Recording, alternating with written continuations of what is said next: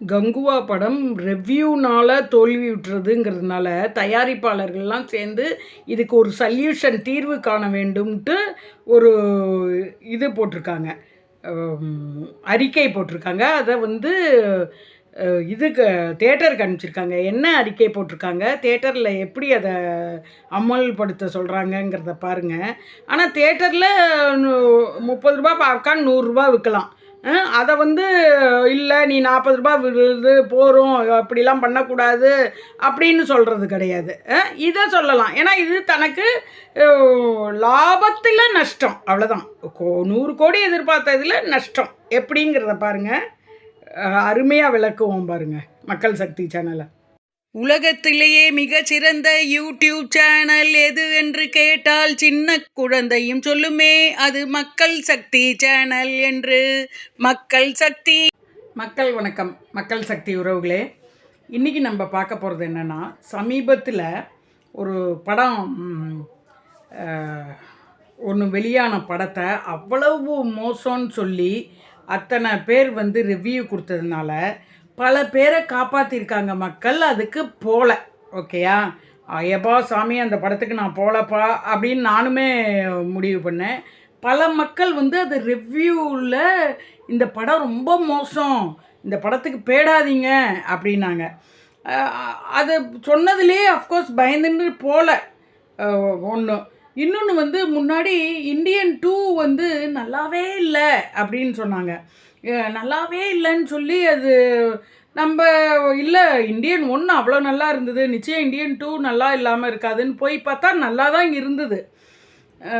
வேட்டையை நான் சொன்னாங்க அதெல்லாம். இதனால தயாரிப்பாளர்கள்லாம் என்ன முடிவு பண்ணிட்டாங்கன்னா, அதுவும் இப்போ வாங்கின அடியில் தயாரிப்பாளர்கள்லாம் அவங்கக்குள்ளே ஒரு ரூல்ஸை போட்டு அவங்க சைன் பண்ணி தியேட்டர்காரங்களுக்கெல்லாம் கொடுக்குறாங்க. எப்படி பொதுமக்களோட இதை பறிக்கிறாங்க, இதை உரிமையை பறிக்கிறாங்க அவங்க.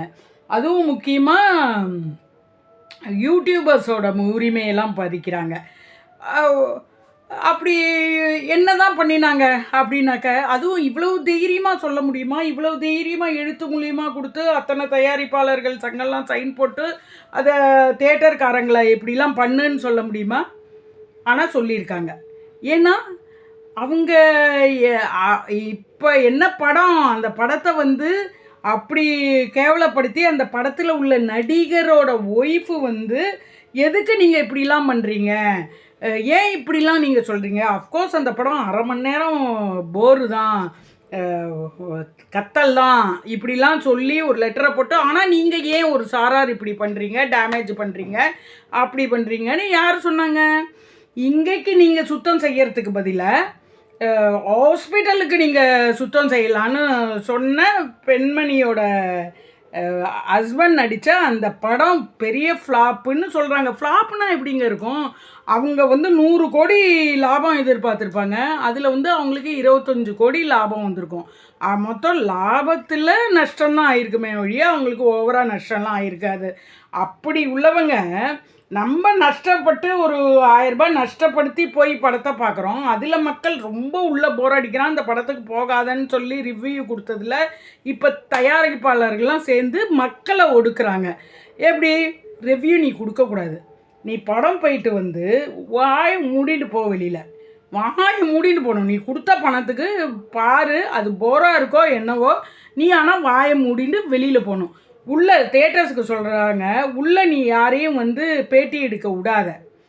ஃபஸ்ட்டு அன்றைக்கெலாம் பேட்டி எடுக்க விடாத. நீ யூடியூபர்ஸ்லாம் உள்ளே போகிறாங்கல்ல, அதை நீ பண்ண வைக்காதங்கிறாங்க. சரி, அவங்க இடம் அவங்களுக்கு அந்த லாபம் வரணுங்கிறதுக்காக சொல்லலாம். ஆனால் குறிப்பிட்ட இடம் வரைக்கும் வெளியிலேயே நீ அலோவ் பண்ணாத. அதை எப்படிங்க சொல்லுவீங்க? அதை எப்படி சொல்ல முடியும்? அதாவது இவங்க என்ன பண்ணுறாங்க, இவங்க எப்பேற்பட்டவங்களாக இருப்பாங்க தெரியுமா? அவன் வீடை கட்டின்ட்டு வாசலில் ஒரு சிமெண்ட்டை போட்டிருப்பான், அதுக்கு தாண்டி இன்னும் கொஞ்சம் சிமெண்ட்டை எக்ஸ்டெண்ட் பண்ணி கார் நிறுத்தத்துக்கு வச்சுட்டு அந்த இடம் என்ன இடம் தான் அப்படின்னு இது பண்ணுவாங்க. வீடு வரைக்கும் தான் இவங்க இடம், வீட்டுக்கு வெளியில் இவங்க எப்படி சொல்ல முடியும்? அது மாதிரி தியேட்டர் வரைக்கும், தியேட்டருக்குள்ளே நீ வராதன்னு சொல்லு, கரெக்டு. தியேட்டருக்கு வெளியில் எப்படி நீங்கள் வந்து எடுக்க விடாதீங்க, வர வைக்காதீங்கன்னு சொல்ல முடியும்?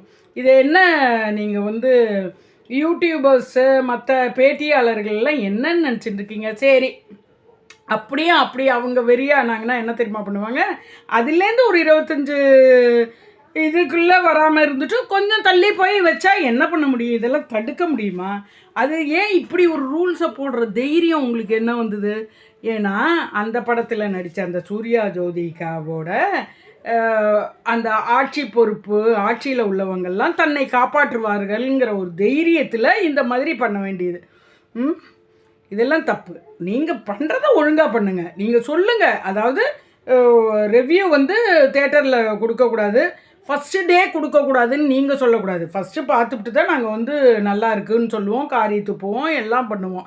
ஏன்னா நீங்கள்லாம் பண்ணுறது இல்லையா?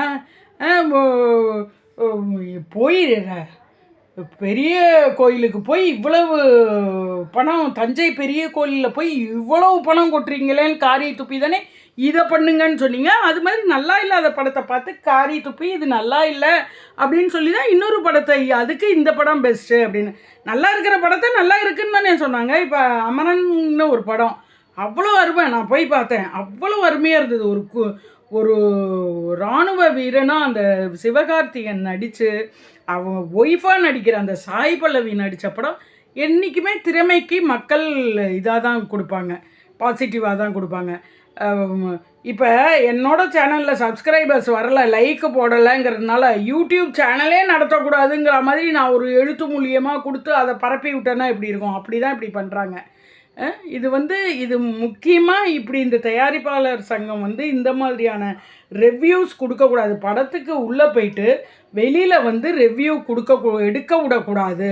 சரி, ஒன்று இடத்துல எடுக்க விடக்கூடாது, நீ திரையரங்குக்கு காசை கொடுத்துட்டு அவங்கள்ட்ட சொல்கிற, வெளியிலையும் எடுக்க விடாமல் பாருன்னு சொல்ல சட்டம், இது சட்டமே கிடையாது, அது ரூல்ஸே கிடையாது. அப்படி சொல்லி மக்களெல்லாம் ஏமாற்ற பார்க்குறீங்க. ஒவ்வொருத்தரோட 200 ரூபா உள்ள பாப்கார்ன் விற்கிறதுக்கெலாம் காசு, அவங்க ஒரு பாப்கார்னை 30 ரூபா பாப்கார்னை 100 ரூபான்னு விற்பாங்க. அதுக்கெல்லாம் நாங்கள் காசை கொடுத்து உள்ளே போனால் அதெல்லாம் குறைப்பனா உள்ளே வந்து ஒரு லெவலுக்கு மேலே பாப்கார்ன் விலை ஏறக்கூடாது, ஐஸ்கிரீம் ஏறக்கூடாது, மற்ற சம்சாலாம் ஒரு இந்த விலை தான் போடணும்னு போடு உள்ளே. அப்போ வந்து உள்ளே நாங்கள் ரிவ்யூ கொடுக்காமே இருக்கோம். நாங்களே வந்து ரிவ்யூ கொடுத்துட்டு வருவோம், இப்படி காட்டிட்டு ரிவ்யூ கொடுத்துட்டு வருவோம். என்ன பண்ணுவீங்க? செல்லை வாங்கி வைப்பீங்களா? நீங்கள் தயாரிப்பாளர்கள் என்ன பண்ணுறீங்க? நீங்கள் எடுத்த படம்லாம் டாப்பாக இருக்குது, சூப்பராக இருக்குது, அவர் நடிப்பு ஊன்னு உங்கள் ஆளுங்க ஒரு 25 பேருக்கு டிக்கெட் எடுத்து கொடுத்து போய் பார்க்க வச்சு அவங்கள விட்டு சொல்ல வைக்கிறீங்க, அவங்க குடும்பத்தை விட்டு சொல்ல வைக்கிறீங்க.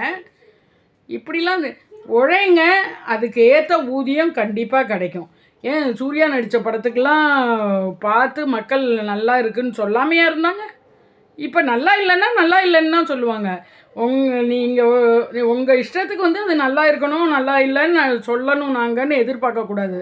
இப்போ அவ்வளோ மக்கள் நல்லா இல்லைன்னு கங்குவா சொன்னாலும் நான் போய் பார்த்துட்டு தான் நான் நல்லா இல்லைன்னு சொல்லணும்னு நீ சொல்ல முடியாது. இத்தனை மக்களோட இதை நான் ஏற்றுக்கிறேன், நல்லா இல்லை அப்படின்னு நான் சொல்லுவேனே.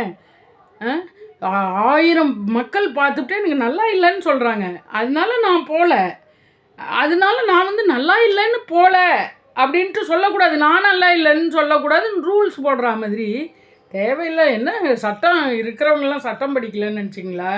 வெளியில் கூட வந்து அதை சொல்லக்கூடாது. அதை அவங்க அப்போ ரவுடிசத்தை க்ரியேட் பண்ணுறாரு அவர்.